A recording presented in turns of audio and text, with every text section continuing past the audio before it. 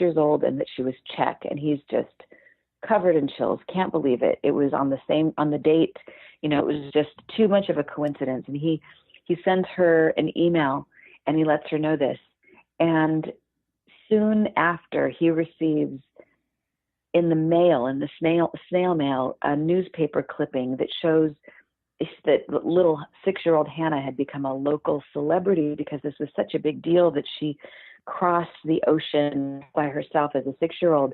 But then she in a note on the menu from the cruise that they had together, she says, look at the back, look at the note. And it was a note written in Will's mother's handwriting. And this is what it said.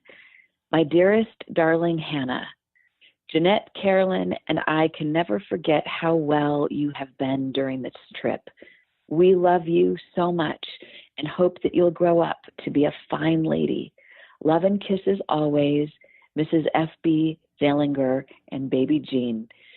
And they realized that he realized that he and his wife had in fact been seated at the table with a woman who was with his parents over more than half a century before that. And since then they've become good friends, but it's just one of those crazy feel good, oh my God, how this universe is way too magical for words. We never could have orchestrated that. Something bigger is happening in this universe. Don't you think, Amy? Oh yeah, it was amazing that Will's mother took care of Hannah when she was alone on that cruise. She sat at their table, and then 50 years later, Will was seated with her at a table on a cruise. It was just amazing. It was the most amazing coincidence.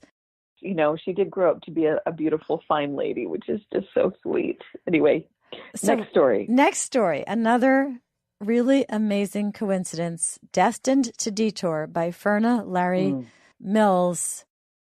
And this is, again, one of those coincidences that you can't believe happened, right? So let's talk about this one.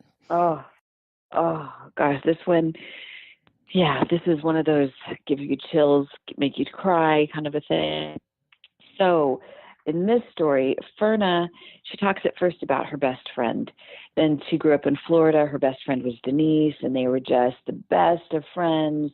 They went through puberty together, marriage, babies, divorces, had so much in common, just wonderful, wonderful friendship. And they moved apart. Ferna's parents divorced.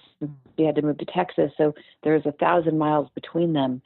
But they stayed close, they stayed connected, and they had vacation visits, and they just were dear friends. But one day, Ferna gets the news that a drunk driver had hit Denise, and she was killed.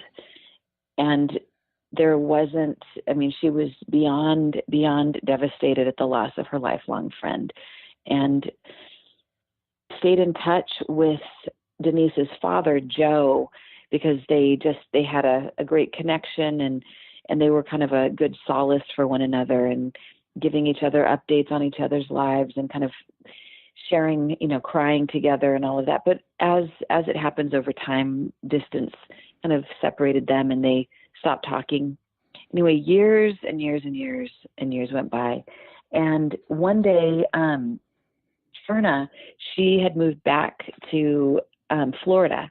And she's driving along the highway, and out of nowhere, her car starts to sputter. And she pulls over on the side of the road, and then this car starts to move again. And she knows she doesn't really need any gas. She knows that, her car's fine. She just had a tune-up. There's nothing wrong with her car, but it's sputtering. So she keeps kind of moving the car along, trying to keep going, but the car keeps sputtering. So finally, she just kind of relents and gives in, and she pulls over.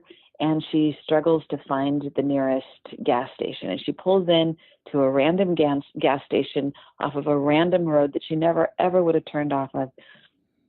And she pulls in, and she asks, she tells the station, the person who's working there, what's going on with her car. And he's got his back turned towards her. But he says, let's give her a looky. And she says, a looky-see. I only know one person that ever says that. That was Joe, her best friend's father. He turns around, and sure enough, He said he was there just filling in for his brother randomly. He doesn't work at that gas station. He just happened to be there just for these few minutes while his brother was gone. So they have this wonderful conversation, and they meet once again, and they're able to reconnect. And she realizes that this connection was just such a powerful one, and she never would have reconnected with her best friend's father had this strange thing happened with her car sputtering off to the side of the road. Really amazing. That was so great. I love the fact that she reconnected with Joe. All right, now we're going to do one more story from our chapter about amazing coincidences. So now this is your personal story.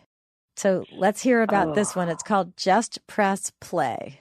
Oh my goodness, Amy. Oh, okay. So my 92-year-old grandmother, Grandma, we call her Granny. She passed away last year. It was right around Christmas time. And it was, she was the family matriarch.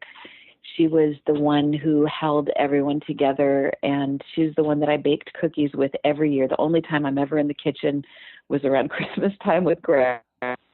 She would tell me, what ingredients to put in what, and I just, the loss of her was just monumental. And so my family did what most families do when there's a loss of a loved one. We just became a puppy pile for an entire day. We just kind of showed up, and just everyone stopped their lives, and we just cried and told stories and cuddled up. And out of nowhere, we get a phone call that the same studio that I talked about that Amanda had come to with the P-Rod story, that same studio, we had been renting it, and we knew that it was up for sale, but we didn't think it was going to sell. There's so many studios. We thought it might take a year before it was going to sell. We get a call from the landlord, and he says, it's selling. You have to get all of your stuff out right away within the next day or two. We had to get everything out immediately. And I thought, are you kidding? I'm going to have to move inside my grief and get into packing mode. And the studio is so massive. There was so much stuff. I thought, oh my God, I was like a petulant 2-year-old. Like, I don't want to, I can't do it. I can't. But Dana said, you have to help me. So I got there, and I was just in the mindset of, let's just get rid of everything. Let's just tell people to put it all in the trash can. I don't want anything. I don't want to pack anything. Let's just call it a day, and let's just get back to the puppy pile. And Dana was like, no, there might be some important things here. We can't just torch everything. So I remember, as we're going through some stuff, that years before, when my grandma had a stroke, I told Dana to bring his camera, and I wanted to do a little interview with my grandma just in case she passed away. And on this one day, she let us film her. She got all dressed up in her lilac little jogging suit, and her hair was just so.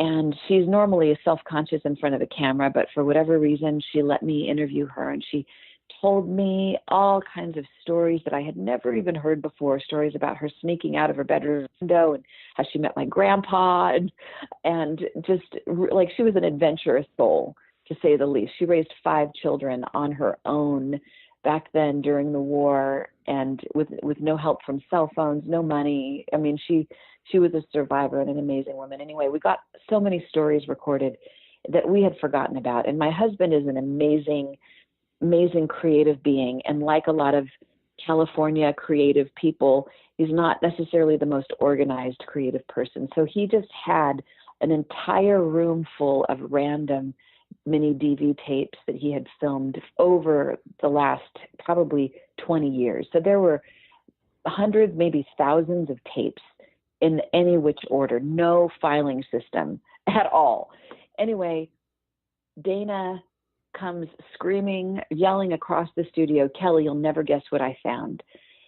He said he had stuck his hand into a random pile of tapes, and he pulled out 2 tapes, and they were called Granny 1 and Granny 2. The only 2 tapes he actually looked at were the tapes of my grandma that had been filmed years before. And what was great about this was I was able to find somebody that had the old technology that could convert it to new technology, so that a couple of days later at my grandmother's memorial service, I was able to get a big screen, and I was able to play this amazing interview of her telling her stories. And it was just such a beautiful, beautiful thing. And I was able to copies of it and give it as Christmas presents to everyone. So it's like a way of being able to keep the memory of her not just alive in our minds, but to be able to see her and hear her voice and see her mannerisms. It was just such a beautiful, beautiful gift. And that was a synchronicity. That sure was. Synchronicity. And a great excuse. I'm so grateful for. Great excuse for the teenagers in the family when they get caught sneaking out at night. Well, Grandma did it. It's so true. And we wouldn't be alive today if Grandma hadn't snuck out her window. So, that's right. Well, Kelly, this was really fun. This concludes part 2 of our look at our brand new book, Chicken Soup for the Soul, Dreams and the Unexplainable. For everybody out there, you can learn more about Kelly at kellysullivanwalden.com. You can find her on Facebook at Kelly Sullivan Walden Dr. Dream with doctor spelled out.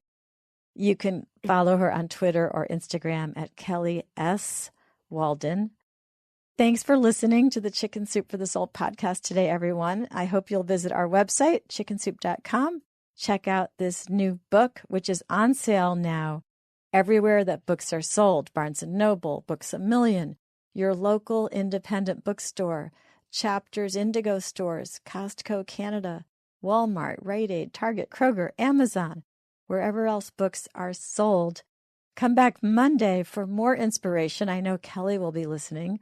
We're going to talk about hurricanes and dogs and cats and rescuers and the rescued, because this is happening right now with thousands of pets being reunited with their families in Texas and Florida and all the other places affected by recent hurricanes.